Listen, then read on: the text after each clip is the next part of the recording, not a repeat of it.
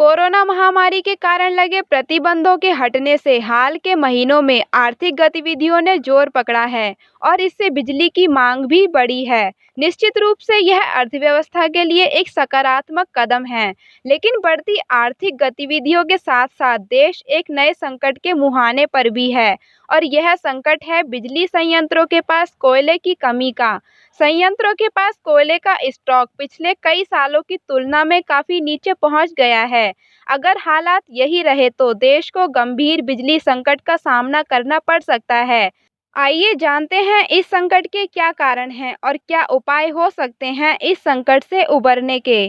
ताप बिजली संयंत्रों की तरफ से कोयले की मांग काफी ज्यादा है, लेकिन देश के कोयले का संकट अभी कुछ महीनों तक दूर होता नहीं दिख रहा है, क्योंकि कोयला उत्पादन की रफ्तार हाल ही के दिनों में बहुत ही सुस्त पड़ गई है।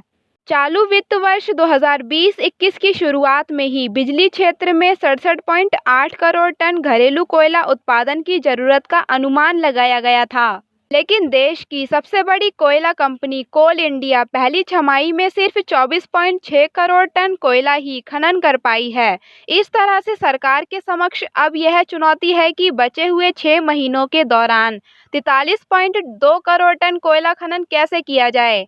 कोयला संकट की बड़ी वजह भारी बारिश को भी माना जा रहा है। भारी बारिश की वजह से कोयला उत्पादन खासा प्रभावित हुआ है, क्योंकि मध्य सितंबर तक बारिश हुई है, जिसके कारण कोयला डिस्पैचिंग का काम अपने निर्धारित वक्त के लिहाज से काफी पीछे रह गया है।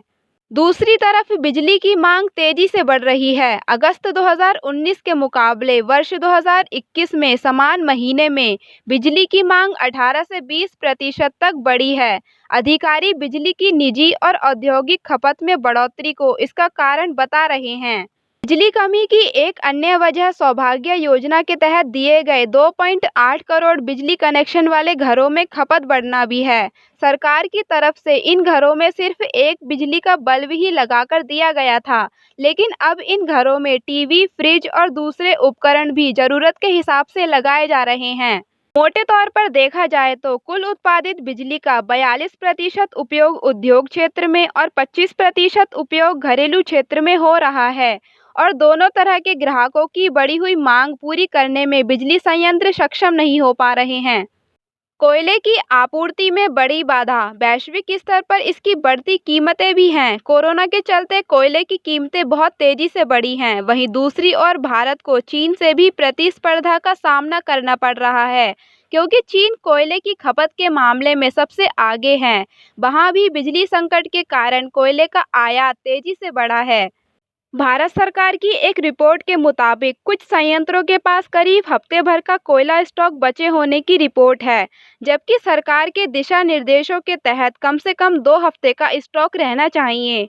कोयले का संकट उत्पन्न होने से तेल, गैस, कोयला, बिजली की कीमतें बढ़ने के कारण दुनिया भर में महंगाई का दबाव बढ़ा है। इससे अर्थव्यवस्था में सुधार की गति धीमी हुई है। अब देखना होगा कि कब तक हम इस संकट से उबर सकेंगे।